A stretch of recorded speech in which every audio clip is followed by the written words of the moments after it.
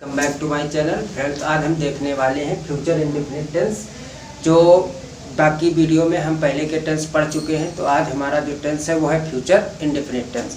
तो future indefinite tense वो होता है जिसकी आइडेंटिटी, जिसमें हिंदी के वाक्यों की पहचान होती है, जिसके वाक्यों के अंत में आता है गा गी गे आदि शब्द आते हैं। मतलब कोई भी सेंटेंस जो होता है वो समाप्त होता है गा गी गे पर, और इसमें हेल्पिंग वर्ब जो हमारा लगता है वो लगता है विल या शैल। आई वी फर्स्ट पर्सन के साथ हम शैल लगाते हैं, और अदर सब्जेक्ट जो होते हैं आई वी को छोड़कर जितने भी सब्जेक्ट होते हैं उनके साथ हम हेल्पिंग वर्ब लगाते हैं विल। और मेन वर्ब हमारा जो होता है वो होता है वर्ब की फर्स्ट फॉर्म। वर्ब की जैसे 4 फॉर्म होती है, तो इसमें हम वर्ब की कौन सी फॉर्म लगाते हैं? First form.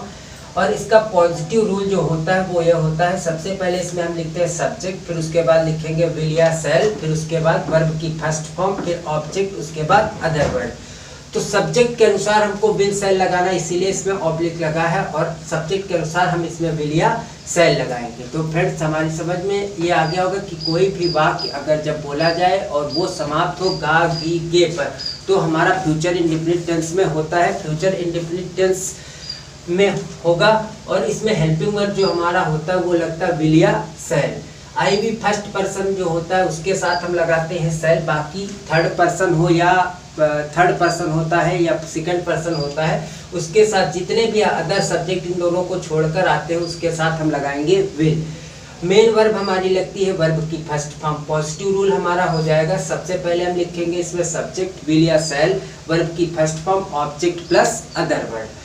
तो पहला एग्जाम्पल जैसे इसमें लिखा गया है मोहन कल स्कूल जाएगा, तो इसमें का जो सेंटेंस है वो समाप्त हो रहा है हमारा गा पर, मतलब मोहन आने वाले समय में स्कूल जाएगा। इससे ये पता चला कि ये फ्यूचर टेंस का है, फ्यूचर और इंडेफिनिट में आ रहा है। तो इसीलिए इसको सबसे पहले हम इस रूल को देखेंगे। रूल में सबसे पहले पॉजिटिव में क्या पूछा गया है सब्जेक्ट। तो सब्जेक्ट हमारा इसमें है मोहन, तो हमने क्या लिख दिया? मोहन। मोहन के बाद हम इसमें लिखेंगे मोहन, जिस जैसा हमारा सब्जेक्ट होगा उस सब्जेक्ट के अनुसार इसमें हेल्पिंग वर्ब लगाएंगे। तो मोहन अदर सब्जेक्ट्स में आ जाएगा, इसलिए हम इसमें लगाएंगे विल। तो हमने क्या लिख दिया? विल। तो सबसे पहले हमने लिखा सब्जेक्ट, फिर क्या लिख दिया? विल, फिर लिखेंगे वर्ब की कौन सी फॉर्म? First form. तो वर्ब हमारा क्या होता है? जो काम है। तो क्या काम है उसका? जाएगा। तो जाना क्या हो गया? गो। Mohan will go. कहाँ जाएगा? ऑब्जेक्ट हमारा school. Mohan will go to school. कब जाएगा? कल। आने वाले कल के लिए हमारा जो होता है वो लगता है टुमारो, TOMORROW। अब हम अगले एग्जाम्पल पे आते हैं। जैसे लिखा गया हम कल फुटबॉल खेलेंगे। हम की इंग्लिश होती है वी, हम की इंग्लिश होती है वी, और वी हमारा होता है फर्स्ट पर्सन। जब फर्स्ट पर्सन है तो वी के साथ हम क्या लगाएंगे? शैल। तो रूल पे आएंगे हम। तो रूल में हमारा सबसे पहले क्या लिखा जाएगा? Subject will or shall, verb की first form, object plus other word. तो सबसे पहला सब्जेक्ट हमारा कौन है? वी। तो हमने क्या लिखा यहाँ पर? वी। वी के साथ हमारा हेल्पिंग वर्ब लगेगा शैल, ना कि विल। तो हमने यहाँ पर क्या लगा दिया? शैल, वी शैल। फिर हमारा वर्ब है खेलेंगे, तो प्ले की फर्स्ट फॉर्म प्ले, प्ले लिख दिया। क्या खेलेंगे? फुटबॉल। तो हमारा ऑब्जेक्ट क्या है? फुटबॉल। क्लियर। अब अगला सेंटेंस है हमारा माता जी हमारे लिए भोजन पकाएंगी। सब्जेक्ट इसमें कौन है? माता जी। तो सबसे पहले हम क्या लिखेंगे? The mother. हमने क्या लिखा? द मदर लिख दिया। उसके बाद क्या आएगा? मदर हमारा सब्जेक्ट है, तो हेल्पिंग वर्ब इसमें हम लगाएंगे विल। क्या लगाएंगे? विल। उसके बाद हम क्या लिखेंगे? मदर प्लस मदर के बाद हमने हेल्पिंग वर्ब विल लगा दिया। अब हमारा वर्ब क्या है? पकाना। तो हमने क्या लिखा? कुक। क्या पकाएंगी? The food. हमारा ऑब्जेक्ट क्या था? The food. अब इसके बाद हम क्या लिखेंगे? कब पकाएंगी? आने वाला समय है, कल पकाए। किसके लिए? हमारे लिए पकाएंगी। तो क्या लिख देंगे? For us.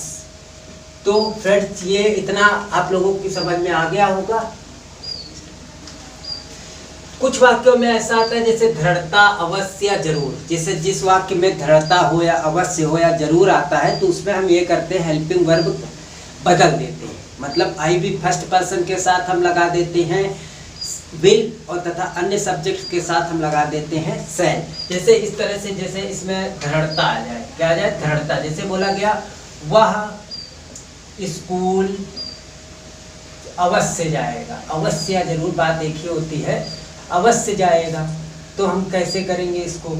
तो इसमें हमको क्या ज़्यादा कुछ नहीं करना होता, बस इतना करना होता है कि जैसे आई बी के साथ हम सेल लगाते हैं, ठीक है, उसी तरह क्या करेंगे, इसमें हम अदर सब्जेक्ट के साथ सेल लगाएंगे और आई बी के साथ विल लगाएंगे। मतलब जो हेल्पिंग वर्ब होता है वो एक्सचेंज हो जाता है, एक दूसरे में बदल जाता है। तो जैसे वह स्कूल अवश्य जाएगा तो वह की इंग्लिश हमारी हो गई ही के साथ नियम के अनुसार लगेगा हमारा सेल, विल लगेगा, लेकिन हमको यहाँ पर लगाना है सेल, तो हमने क्या लगा दिया, सेल, ही सेल। फिर क्या लिखेंगे, go to school, he shall go to school. बाकी इसमें हम कुछ नहीं करेंगे, बस यही अंतर होता है, इतना करना होता है कि इसमें हम सिर्फ हेल्पिंग वर्ब को बदल देते हैं। मतलब जिन वाक्यों में दृढ़ता अवश्य जरूर आता है तो उसमें क्या करते हैं, अन्य सब्जेक्ट के साथ सेल तथा आई बी के साथ हम विल का प्रयोग करते हैं। जैसे बोला गया मैं कल अवश्य जाऊंगा, ऐसे बोला गया मैं कल स्कूल जरूर जाऊंगा, मैं कल स्कूल जरूर जाऊंगा। तो ऐसे इसको हम कैसे करेंगे, बोला गया तो इसमें हमको जैसे करना है तो इसको हम सबसे पहले सब्जेक्ट मैं है तो क्या लिखा, आई। अब इसमें जरूर लिखा है तो जरूर के लिए हम क्या करेंगे, यहाँ पर आई के साथ हम लगा देंगे विल, आई विल। फिर क्या लिखेंगे, go to school, I will go to school. कब जाएंगे, कल, तो यहाँ पर हम क्या लिख देंगे, टुमारो। तो इसमें बस यही होता है कि हम इसमें इतना ही करते हैं, में हेल्पिंग वर्ब को हम एक्सचेंज कर देते हैं, एक दूसरे में उल्टा कर देते हैं। फ्रेंड्स अब हम देखेंगे निगेटिव सेंटेंसेस का। तो निगेटिव सेंटेंस में ज़्यादा कुछ खास नहीं करना है, जो सब हेल्पिंग वर्ब होगा उसके बाद हमको सिर्फ नॉट लगा देना है। तो हमारा रूल ये बनेगा, सब्जेक्ट के बाद विल आर सेल, उसके बाद हम लगाएंगे नॉट, वर्ब की first form, object plus other word. तो इसके एग्जांपल हम देखते हैं। जैसे बोला गया वह कल स्कूल नहीं गया, नहीं जाएगा, वह कल स्कूल नहीं जाएगा। तो इसमें गा पे समाप्त हुआ, तो इससे हमें क्लियर हो गया ये फ्यूचर इंडेफिनिट टेंस है। तो हम सबसे पहले क्या लिखेंगे, सब्जेक्ट। तो हमारा सब्जेक्ट क्या था, ही, हमने ही लिख दिया। ही के साथ हम क्या लगाएंगे, विल। फिर उसके बाद हम नहीं के लिए लगाएंगे नॉट, ही विल नॉट। फिर जाने के लिए go, he will not go to school, school लिख दिया। फिर उसके बाद हम क्या लिखेंगे, आने वाला कल हमारा क्या होगा, टुमारो। तो देखेंगे ध्यान से हम इसको, सबसे पहले हमने क्या लिखा, सब्जेक्ट के अनुसार हेल्पिंग वर्ब लगाया, हेल्पिंग वर्ब के बाद हमने क्या लिखा, नॉट लिखा, उसके बाद वर्ब की फर्स्ट फॉर्म लिखी, उसके बाद ऑब्जेक्ट और उसके बाद अदर वर्ड। तो एकदम सिंपली ये हो रहा है। अगला सेंटेंस एक और देखेंगे। जैसे बोला गया हम कल क्रिकेट नहीं खेलेंगे, हम कल क्रिकेट नहीं खेलेंगे। तो इसको करने के लिए हमको सिंपली वही रूल हमको लगाना है। सबसे पहले हम सब्जेक्ट लिखेंगे, सब्जेक्ट हमने लिखा वी के बाद वी के साथ हमारा हेल्पिंग वर्ब लगता है सेल, वी सेल। उसके बाद हम क्या लिखेंगे, नॉट, वी सेल नॉट। उसके बाद हमारा क्या आएगा, play, we shall not play cricket, CRICKET, we shall not play cricket. कब नहीं खेलेंगे, कल आने वाला है, तो क्या लिख देंगे, TOMORROW। अब हम देखेंगे इंट्रोगेटिव सेंटेंस। इंट्रोगेटिव सेंटेंस दो पर, अब देखेंगे हम इंट्रोगेटिव सेंटेंस। इंट्रोगेटिव सेंटेंस को हम दो तरीके से बनाते हैं, एक तो फर्स्ट टाइप और दूसरा WH टाइप। तो हम पहले फर्स्ट टाइप देख लेते हैं। फर्स्ट टाइप में होता है कि हिंदी जो वाक्य होता है उसमें क्या शब्द जो होता है सबसे पहले आता है। हिंदी का कोई भी वाक्य अगर लिखा है तो उसमें क्या शब्द सबसे पहले आएगा, और उसकी इंग्लिश व्हाट नहीं लिखी जाती है। किसी भी टेंस में अगर क्या शब्द पहले आएगा हिंदी में तो उसकी हम इंग्लिश व्हाट नहीं लिखते, उसके स्थान पर उस टेंस का हेल्पिंग वर्ब लिखा जाता है। मतलब सब्जेक्ट से पहले हम हेल्पिंग वर्ब को निकाल के लिखते हैं। तो जैसे इसमें लिखा है, इसमें हेल्पिंग वर्ब हमारा है विल या सेल। तो इसमें अगर हम इंट्रोगेटिव फर्स्ट टाइप को बनाएंगे तो सबसे पहले हम विल या सेल को सब्जेक्ट के अनुसार बाहर लिख देंगे। उसके बाद हम लिखेंगे सब्जेक्ट, उसके बाद वर्ब की first form, object plus other word का हम यूज करेंगे। तो सबसे जैसे ये सेंटेंस हमारा लिखा है, क्या तुम खाना खाओगे। तो यहाँ पे सब्जेक्ट हमारा है तुम, ऑब्जेक्ट हमारा है खाना और वर्ब हमारा है खाओगे, और क्या हमारा interrogative question mark, question word है। तो जब क्वेश्चन वर्ड सामने सबसे पहले लिखा होगा तो उस क्वेश्चन वर्ड की इंग्लिश हम व्हाट नहीं लिखेंगे, उसके स्थान पर हम लिखते हैं उस टेंस का हेल्पिंग वर्ब। तो यहाँ पे ये फ्यूचर इंडेफिनिट टेंस है, तो इसमें हमारा हेल्पिंग वर्ब है विल या सेल। तो सबसे पहले हम सब्जेक्ट के अनुसार इसमें क्या लगा देंगे, विल। तो हमने क्या लिख दिया, विल।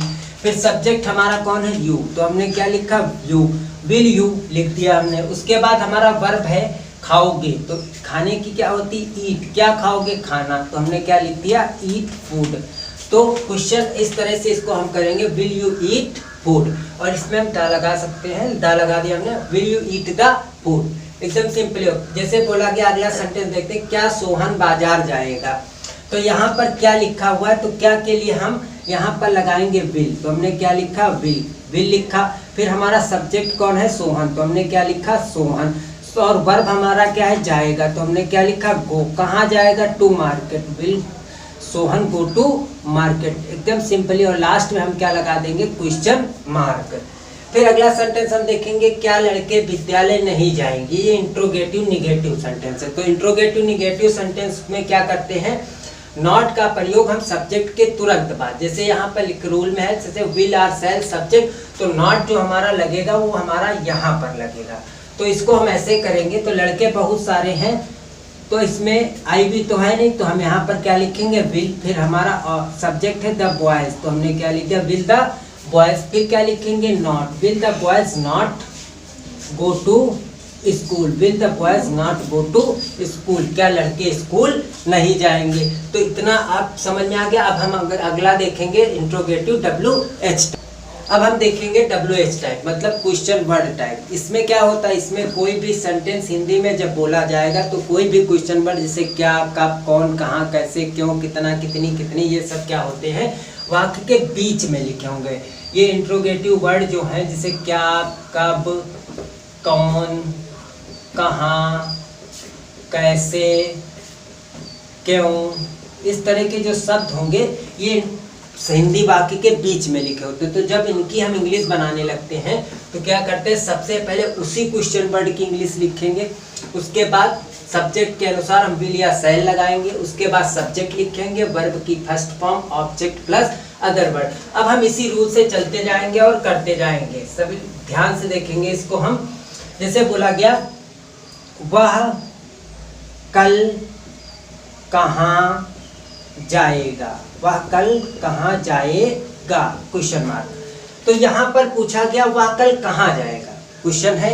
ये इंट्रोगेटिव सेंटेंस WH टाइप है। क्यों है, क्योंकि इसमें का जो क्वेश्चन वर्ड है हमारा वो बीच में आ रहा है। तो क्वेश्चन पर, तो इसकी इंग्लिश बनाते समय सबसे पहले हम क्या लिखेंगे, उसी क्वेश्चन वर्ड की इंग्लिश। तो जैसे यहाँ पर लिखा है कहाँ, तो कहाँ की इंग्लिश होती है वेयर, तो हमने क्या लिख दिया, वेयर। उसके बाद विल या सेल लिखा है, तो सब्जेक्ट के अनुसार हम हेल्पिंग वर्ब लगा देंगे। तो हम यहाँ पर क्या लिखेंगे, विल, वेयर विल। फिर क्या लिखेंगे, सब्जेक्ट हमारा कौन है, ही, तो हमने क्या लिखा, ही। अब वर्ब की फर्स्ट फॉर्म पूछ रहा है, तो हमने क्या लिख दिया, गो, वेयर विल ही गो, कब जाएगा, कल, आने वाला समय, तो क्या लिखा हमने, टुमारो, आने वाला कल, इसके लिए क्या लिखा, टुमारो। तो ये एकदम क्लियरली हो गया कि वह कल कहाँ जाएगा। तो सबसे पहले करना क्या है, उसी क्वेश्चन वर्ड को बाहर लाना, उसके बाद क्वेश्चन वर्ड के बाद सब्जेक्ट के अनुसार हेल्पिंग वर्ब लगाएंगे, फिर सब्जेक्ट लिखेंगे, वर्ब की फर्स्ट फॉर्म और ऑब्जेक्ट, जैसे where will he go tomorrow.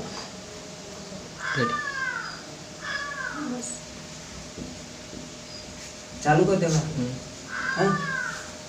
जैसे बोला गया, तुम आज क्या खाओगे, तुम आज क्या खाओगे, तो इसमें हमारा क्वेश्चन वर्ड आया क्या। तो सबसे पहले हम इस क्वेश्चन वर्ड की इंग्लिश लिखेंगे व्हाट, तो हमने क्या लिखा, व्हाट।